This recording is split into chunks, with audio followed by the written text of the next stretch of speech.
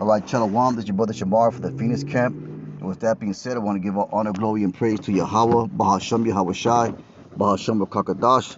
Double honor to the elders of Great Millstone, and peace and salutation to the brothers that are doing this work in true sincerity. We're writing to lesson this 2 Corinthians 9 and 6, and it says, "But this I say, he which soweth sparingly shall reap also sparingly, and he which soweth bountifully shall reap also bountifully." So this goes into a lot of things, man. It goes into your works. It goes into the sacrifice of time and life and purpose that you put in this truth, and it also can go into how you treat a brother, man. You know, your willingness to help out a brother in his time of need. You know, so that, let's go to verse 10. Because every man according has his purpose in his heart, so let him give, not grudgingly or necessity, but Yahweh loves a cheerful giver. And that could be in tithes, or that could be in giving your time, you know, to help a brother out. You know, that could be giving whatever resource that you have for the benefit of the body, man. You know, so the more there's a saying in the world that says, the more you put into it, the more you get out of it. Basically, what that means is that there's going to be compensation, there's going to be consequence for every action that we take in this truth, man. Especially when we're in this truth, the works that we do are going to be judged, whether they be good or whether they be evil. You know, your sincerity and your uprightness and your integrity is going to be judged, whether it be true or not. In the book of Psalm the 25th chapter, it says, "Let integrity and uprightness preserve me," and that's what we got to strive for, man. Integrity and uprightness is going to keep your works fruitful. You know, because to have that bare minimum spirit is going off, man. If you're just doing the bare minimum, you know, just to keep people off your ass, or just to keep the appearance of a man of the Lord, you know, then you're not really doing it, man. You're not fooling yourself. You're not fooling nobody but yourself, man. Because you're not fooling the Most High. You know, the scripture says, "Be ye not deceived, the Most High is not mocked." Go ahead and get that. It said, "Not mocked." Let's see what it says here. Yeah, Galatians 6 and 7. It says, "Be not deceived." So, if you're just doing the bare minimum, if you're just going through motions in this truth, if you're just doing something just to get it over with, you're just deceiving yourself, man. If you're not doing this work with sincerity and integrity, then ultimately you're just fooling yourself. You're just making things worse for yourself, man. You know, because the scriptures they constantly talk about all or nothing spirit, man. You know, all or nothing. You know, the Yahweh Shai spoke of being lukewarm, being casted out. You know, so it's an all or nothing spirit in this truth, man. You gotta have an all or nothing spirit, and that bare minimum spirit is just gonna get you destroyed. You know, so what's the point of putting effort into a bare minimum spirit? You know, you're either in it all the way or you're not, man. And the Lord's gonna test the spirits of men in these upcoming days, because our integrity and our sincerity, you know, our what's the word I'm trying to say? Our commitment to this truth is going to be tested. Our commitment to the Most High is going to be tested. You know, in the form of persecutions, in the form of troubles, in the form of evils that are coming quickly, man, as we see the fulfillment of prophecy continue. But this is Galatians 6 and 7. It says, "Be not deceived, Yahweh is not mocked, for whatsoever a man soweth, that shall he also reap." And that goes hand in hand with 2 Corinthians 9 and 6. Let's go ahead and get that again. It says, "But this I say, he which soweth sparingly shall reap also sparingly, he which soweth bountifully shall reap also bountifully." So let's go back to 2 Corinthians, Galatians 6 and 7. It says, verse 8, it says, "For he that soweth to his flesh shall of the flesh reap corruption, but he that soweth of the Spirit shall the Spirit reap life." So the works that you put in your flesh, you know, those are corrupt. Those are corrupt works. And you read that in Matthew the 6th chapter, man. Let's go ahead and get that. The corrupt works. The works that are corrupted, the works that fade away, which are the works of the flesh and the works of this world. Matthew 6 and 19, I think it is. It says, "Lay not up yourselves treasures upon earth, where moth and rust does corrupt, where thieves break through and steal." That's that works of the flesh. That's putting your effort into the flesh. But verse 6, but lay up yourselves treasures in heaven, that's the spirit, where neither moth nor does corrupt, where thieves do not break through nor steal. For where your treasure is, there will your heart be also. So your mentality is going to be where your desire is. If your mentality is in the carnal things of this world, then that's where all your effort is going to be. If your mentality is in the spiritual things to come, then that's where your effort is going to be.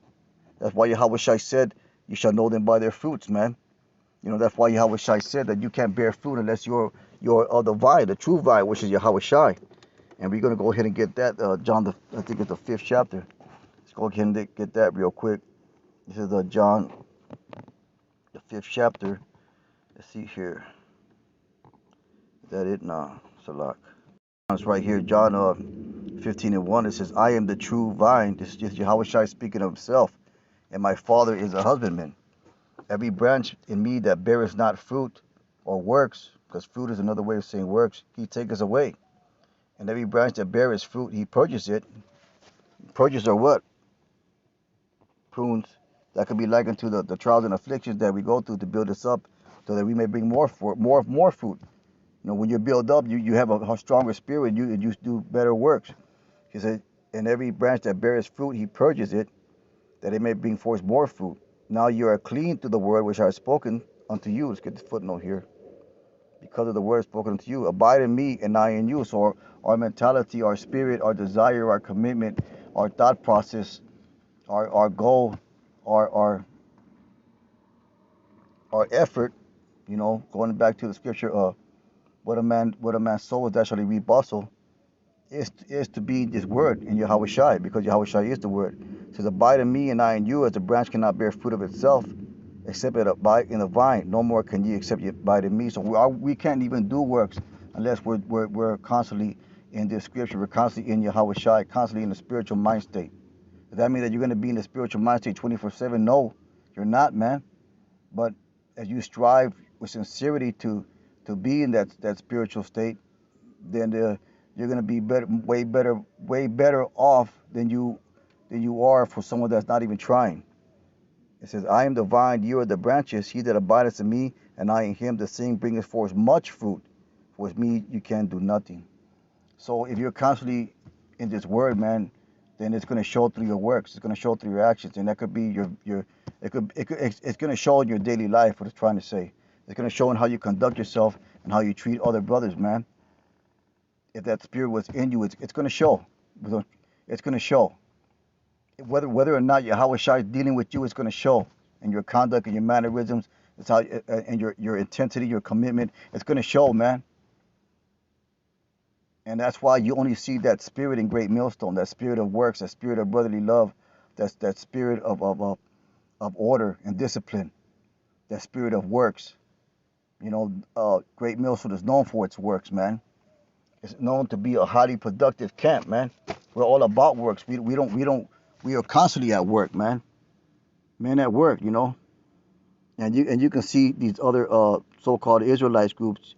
You don't see that in them. You don't see the brotherhood. You don't see the order. You don't see the discipline. You don't see the works. You don't see their fruits. So so that just to show you that Yahweh Shai, he's not dealing with them, man. You know. So the point of the lesson is that bare minimum spirit is off, man. And the spirit that we have to be in is one of sparing, of going back to 2 Corinthians uh, 9 and 6, sowing bountifully to reap bountifully. You know, because our effort's going to be matched, man. Our effort's going to be matched by reward and compensation. Our works are going to be judged, whether they be good or be evil. Our actions are going to be weighed. You know, I was going to get that in the book of Samuel. Actions weighed.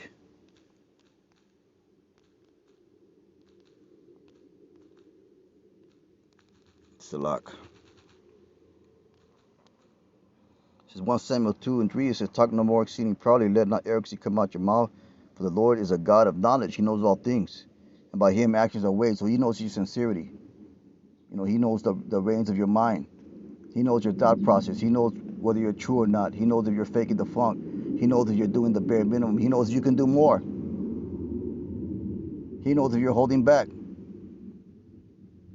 So he knows those things. He's weighing those actions.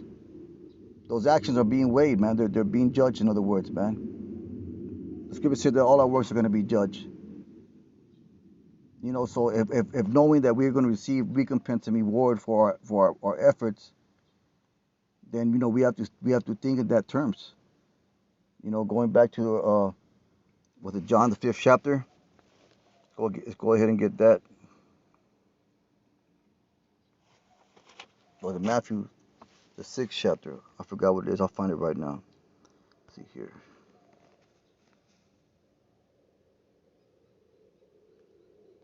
Going back to Matthew 6:19, so lay not yourself treasures upon earth, the carnal efforts, man, the carnal desires. Where moth and rust does corrupt, and where thieves break through and steal. But lay up yourself treasures in heaven, where neither moth nor does rust corrupt, and thieves do not break through and steal. That's a spiritual works right there. That's abiding in Yahweh Shai. Those are the true works of the vine, man. The fruits, the true fruits. You know, and that's what we're striving for, man. We're striving for those true fruits. You know, we're striving for those actions that we do to be pleasing to the Most High. You know, that's the purpose of our work, man. You know, that's what Yahweh Shai is going to expect when he returns. That's what he's going to look for. And that's our goal and mission in this day and age, to please the Most High with our works. You know, so you got to constantly be in that workman mentality. And you got to constantly be aware that our works are going to be recompensed and rewarded. So work for the penny, man. Work for the reward. Strive, strive for the prize, man. You know, with that being said, it's a real quick lesson here at the plantation. You know, most I win, hope is edifying. I want to give honor, glory, and praise to Yahweh Bashem Yahushai.